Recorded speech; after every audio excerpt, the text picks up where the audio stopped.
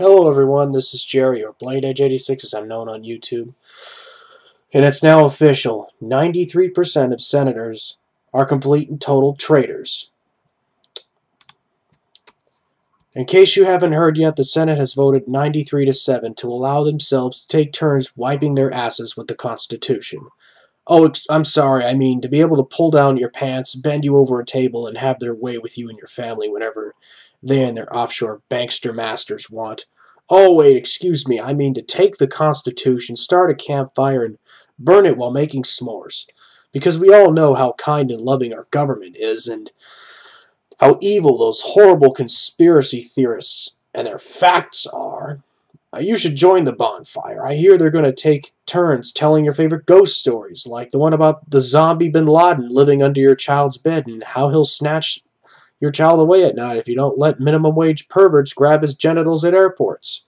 Or how if we don't bomb every single country that doesn't like us into oblivion and set up puppet dictators, then we're letting the terrorists win. Or how lone wolf anti-government extremists are on every street corner waiting to blow your brains out, and the only way to stop them is to take everyone's guns away, because we all know that gun bans magically make all violent criminals go away. All cheap sarcasm, folks, aside, at least for now, the Senate has voted 93-7 to allow the indefinite detention of any American suspected, yes, suspected, not convicted, of terrorism. Now, the bill is pending in Congress, and they have to hash out the differences between their version and the Senate version. Now, the Senate wants the van that will take you away to the gulag to be tortured and killed black, while the House wants the gulag van to be white. Commander-in-Chief Obama has said that he will veto the bill, but has also claimed as president that he has the right to assassinate any American citizen he wants, that he suspects of being a terrorist. But we all know that Obama will protect our rights because he's a slick Harvard lawyer with a D in front of his name instead of an R. And he's America's first black president, and his name isn't George W. Bush.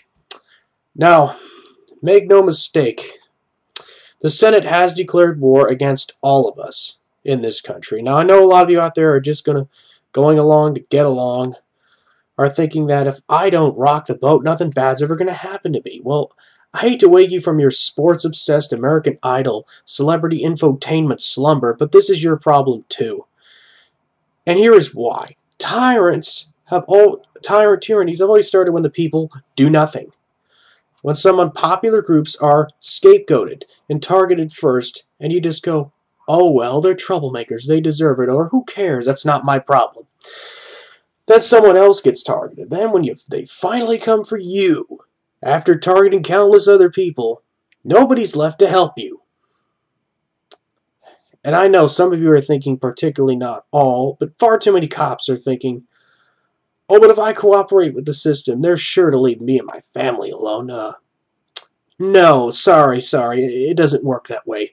History has shown that it is often the people working for the system which are actually in the greatest danger. The SA, now more commonly known as the Brown Shirts, helped bring Hitler and the Nazi Party to power in Germany, and how'd they thank them? They thanked them with a massive purge where almost all of them were murdered and replaced with the SS. Joseph Stalin was legendary for his purges, having more of them than perhaps any dictator in human history, now which is not surprising considered he holds the distinction of killing even more people than Hitler. And Pol Pot, he almost wiped out the entire population of his country with his purges. It's a small country, but still a lot of people dead. But that can't happen here, some of you assure me. Well, not only can it happen, it is happening. Think about it.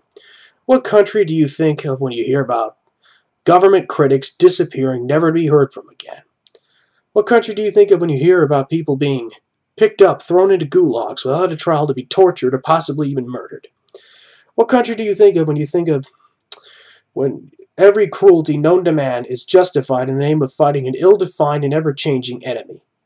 Chances are you're not thinking of America, but this is exactly what America has become. Now, I'm not going to sugarcoat it. Things are pretty bad, but despite all that, I do have some bit of good news. They only have this power because we let them have it. Even in medieval times, some sort of consent of the governed was required, at least some pretense of it.